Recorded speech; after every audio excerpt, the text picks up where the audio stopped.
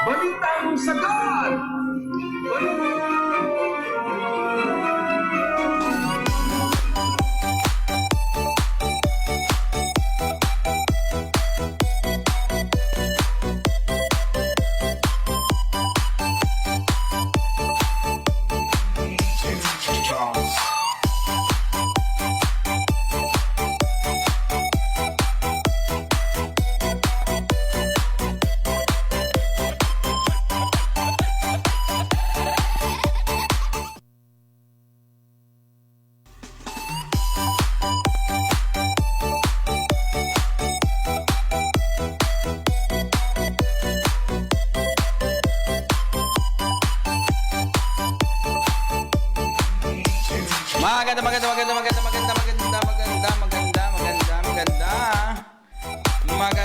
Maganda. Nasaan na ako? Yun, aba, parang labo ko pare. Ano yan? Yun, yan. Magandang hapon po sa inyo lahat. Siyempre, eto na naman ang programa ninyong Sagad na Sagad. Sagad sa balita. Sagad sa impormasyong walang kulang. Programang hindi ka mabibitin.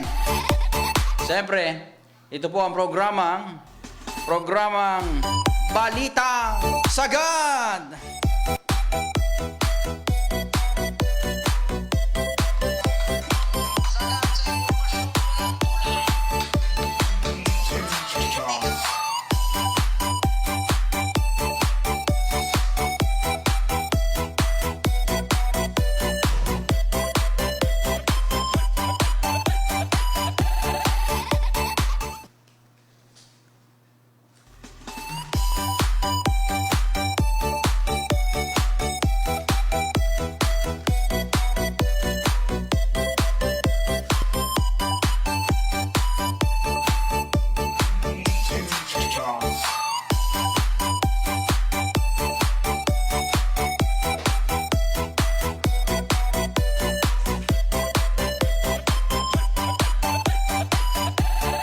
Ayan, magandang hapon muna sa inyo lahat.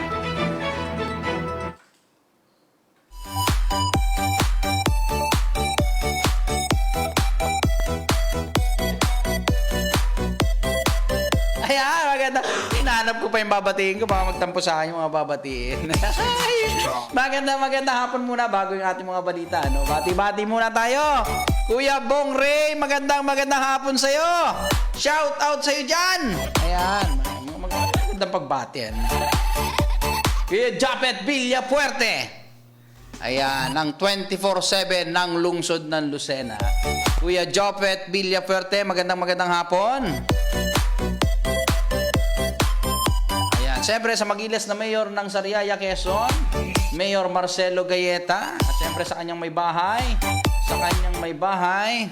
Ayan, si Mayora Mabic o Maribic Galleta. Sipag ni Mayora, laging kahalubilo ng mga kababaihan natin. Ayan. Kay Cheng Galang, magandang hapon. Chen Galang. Ayan. At syempre sa mga nagbe-birthday ngayon, balita ko birthday ni Kuya Igan. Ayan. Happy birthday. Ba't hindi mo nakasama si Rapido? Naku po, iba po itong si Kuya Rapido po. Ayan, si Paring Marlon. Ayan, laging busy po yan. Si Kuya Marlon. Siya po ngayon ang kasama. Lagi ng ating mga kapulisan. Para ho, siyempre, para sugpuin yung ating malaganap din na pagbebenta ng mga illegal na droga.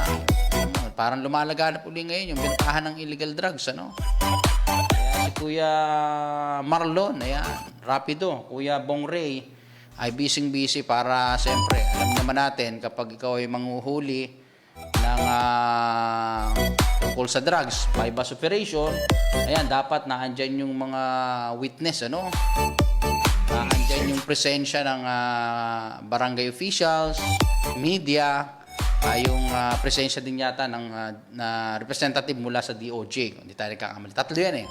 Kaya si Kuya Marlon, Kuya Bong Ray, ay laging wala, no? Kasi minsan, madaling araw, kahit anong oras, tinatawag siya, ano? Para mag-witness. Kasi minsan, ang operation hindi mo alam. Halimbawa ngayon, ano? Andun na yung target, andun na yung suspect. Ayan, pinapatawag agad din siya. Kuya Jun Laurelia, magandang hapon. Ate Lani Mendoza, Ate Mutian ng Mayor's Office, Ate Nelgin. Ayan. Magandang hapon sa inyo. Oy, kay Kapitan ABC President, Konsihal, Molly Gayeta. Ayan, magandang hapon po sa iyo. Ano? Diyan sa bayang Magilas ng Sariaya, Quezon.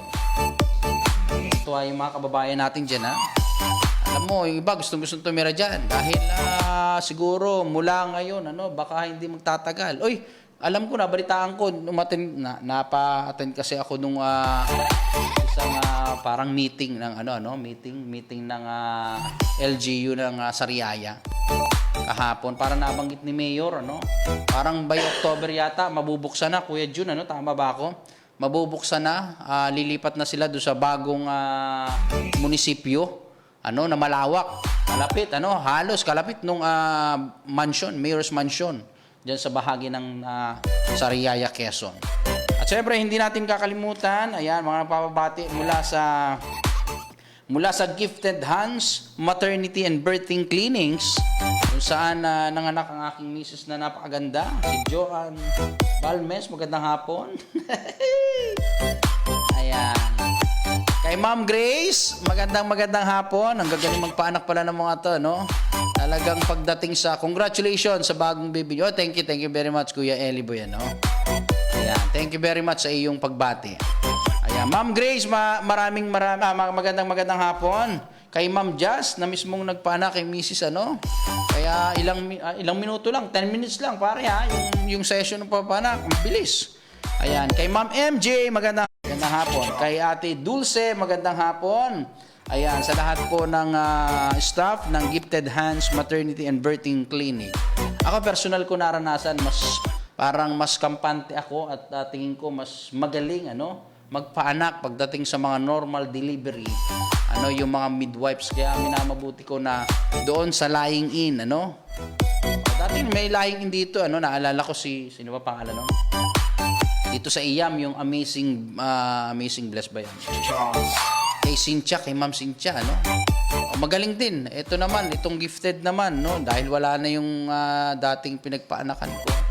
Pinagpaanakan ni Mrs. Dito tayo nagpunta kaya sa Gifted. Ang galing din, Talagang magagaling itong magpaanak itong mga ito. Sa pagpapatuloy, siyempre sa ating mga balita,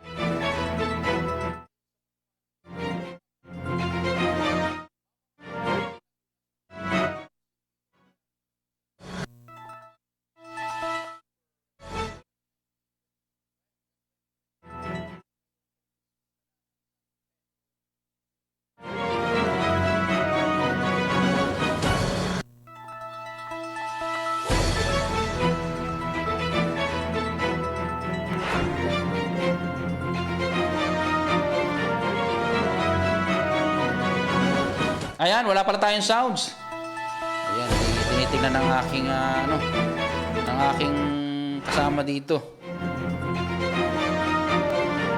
Eli Boy sa tira, magandang hapon. Laila, ayan, wala pala akong sounds. Thank you. Thank you. Wala pala akong sounds. Hindi ko na itaas kanina. Yan. Okay. Sa detalye po ng mga balita, wala palang sounds kanina, no? 3 tama ng bala ng baril na tumapo sa buhay ng babae makaraan pagbabarilin habang naglalakad ng isang dayong barangay Kagawad nitong Sabado sa lungsod ng Lipa, Batangas.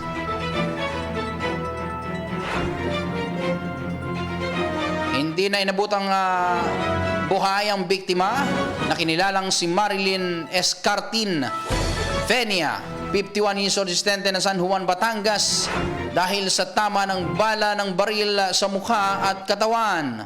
Isang manhunt operation na ang isinagawa ng pulisya laban sa sospek na si alias Joey, residente ng barangay Pag-Ulingin, Silangan, Lipa City, Batangas.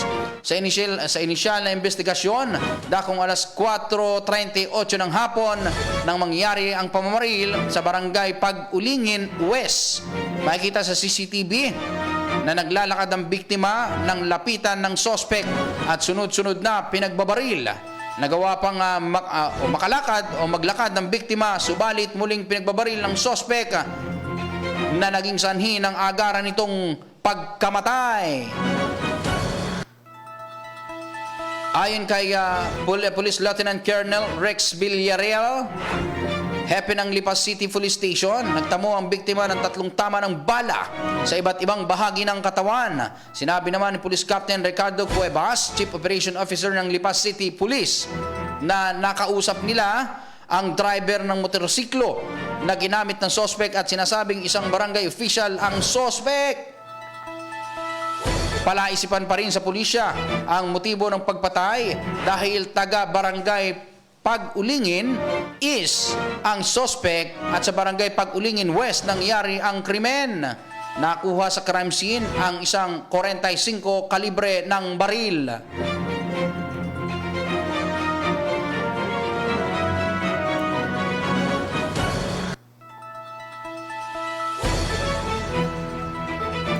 Sa iba pang mga balita, pinalaya na ng korte nitong Lunes ang isang film director at 3 pang kasamahan na kinasuhan dahil umano sa panununog ng isang modern jeepney sa barangay Dahican, Katanawan, Quezon, kamakailan.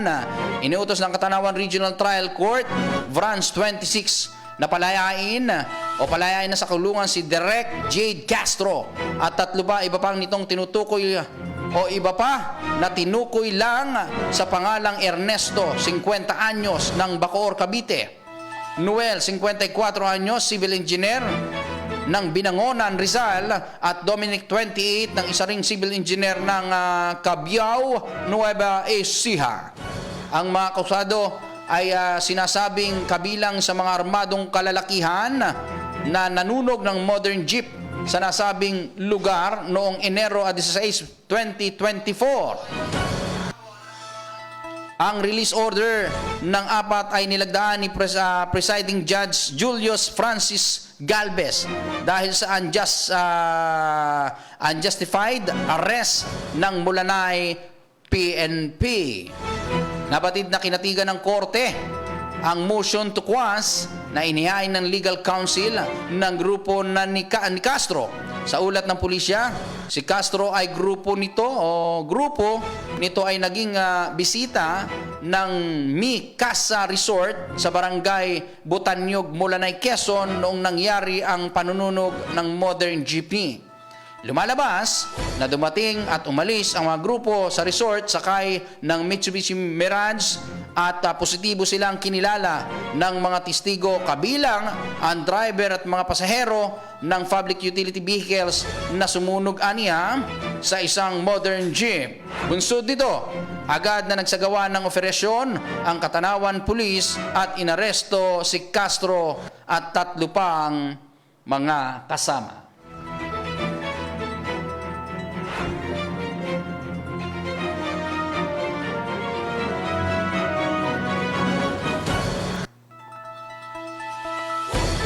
talagang ano, Kuya Nico, magandang hapon muna kay Ate Cristina Ilagan, kay Batotoy Bato, ayan, kay Kuya, yan, nalimutan ko pati first name mo. Romel Ingles ba? Tama ba ako? Isles, sorry, Isles. Ayan, magandang hapon sa Isles family. Diyan sa Barangay Mayaw Silangan ba? Tama ba ako? Mayaw Silangan? Silangang Mayaw? Ayan. Si Ate Doris Balmes Liwag ng Barangay Ibabang Iya. Magandang hapon. Kagawad. Naging kagawad na. Ayan. At siyempre, partner, si Ruth Balduman, nanonood sa atin, Oh.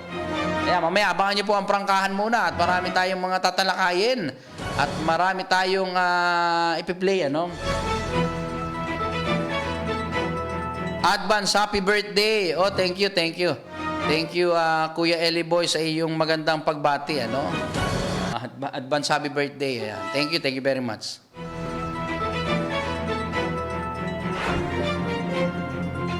Sa iba pang mga balita, binuksan ang muli ang nominasyon ngayong araw, ngayong taon, sa pinaka-prestigyosong parangal na Quezon Medalya ng Kagitingan para sa mga natatanging anak ng lalawigan ng Quezon. Parang magiging dalawang kagitingan na, Hindi na karangalan, Parang dalawa na yata ito. Ayon sa Provincial Tourism Office, ang parangal ay gagawad upang gunitain ang buhay ng dating Pangulong Manuel L. Quezon at ipagkakaloob sa mga individual na nagpamalas ng angking galing at kontribusyon sa iba't ibang larangan gaya ng public service, health and science, humanities, and philanthropy, agriculture, environment, education, sports and culture, music and the arts.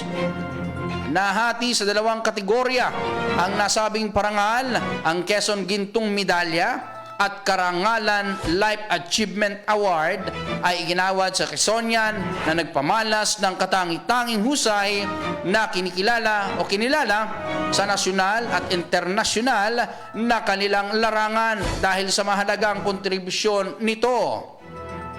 Samantala, ang Quezon Medalya ng Karangalan Special Achievement Award naman ay iginawad naman sa mga Quezonian na nagpamalas ng katangian o katangi-tanging kontribusyon na kinikilala sa lokal at provincial na kanilang larangan.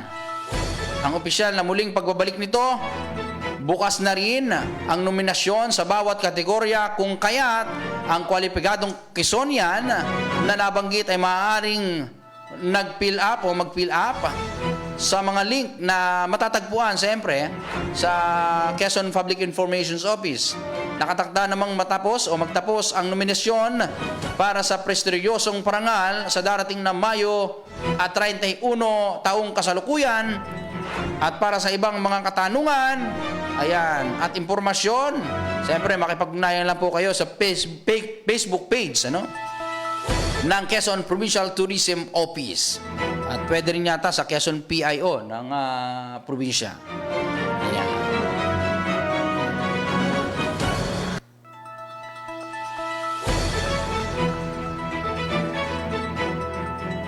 Sa iba pang mga balita, kasabay ng pagdiriwang ng Women's Month, sumaludo ang isang kongresista sa kakayahan at katatagan ng mga kababaihan na sinasabing kanyang ipagpapatuloy ang pagsisilbi at ipaglalaban ang kanilang mga karapatan tungo sa gender equality. Inihag ng kongresista ng San Pedro, Laguna na kanyang isusulong ang mga karapatan ng mga kababaihan at nakatakda siyang dumalo sa isang makabuluhang sesyon sa United Nations. Nabatid na ang 40 anyos na mambabatas ang kanyang fellow kamara na isa pa ring representante na lilipad patungo ng Estados Unidos upang dumalo sa ika-68 session ng Committee on the Status of Women bilang mga kinatawan ng Pilipinas. Nagaganapin mula Marso 14 hanggang 22 sa United Nations Headquarters sa New York City. Ang naturang dalawang kongresista, chairperson ng vice chairperson ng House Committee on Women's and Gender Equality, ay mga naitalaga ng House of Representatives para dumalo sa bilateral meeting sa mga miyembro ng European Parliament mula sa Committee on Women's Rights and Gender.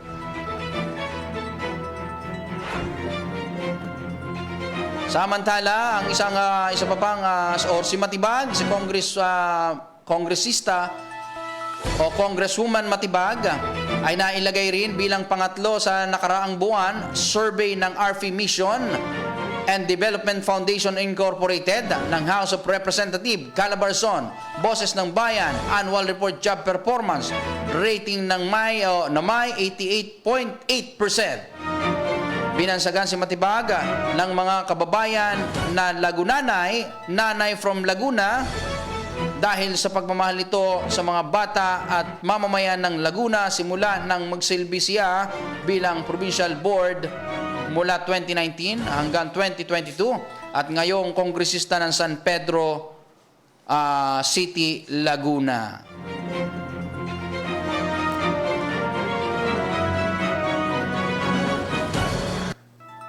Samantala, ayan, yan po ang ating detalye ng ating mga balita. Batiin ko lang ang ating mga tagapanood. Lineve Baugam, magandang hapon. Lineve Baugam.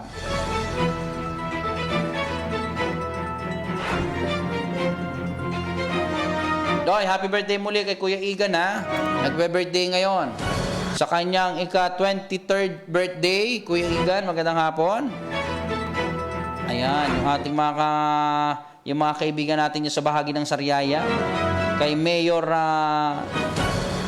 Mea ng Chaong Quezon, magandang hapon.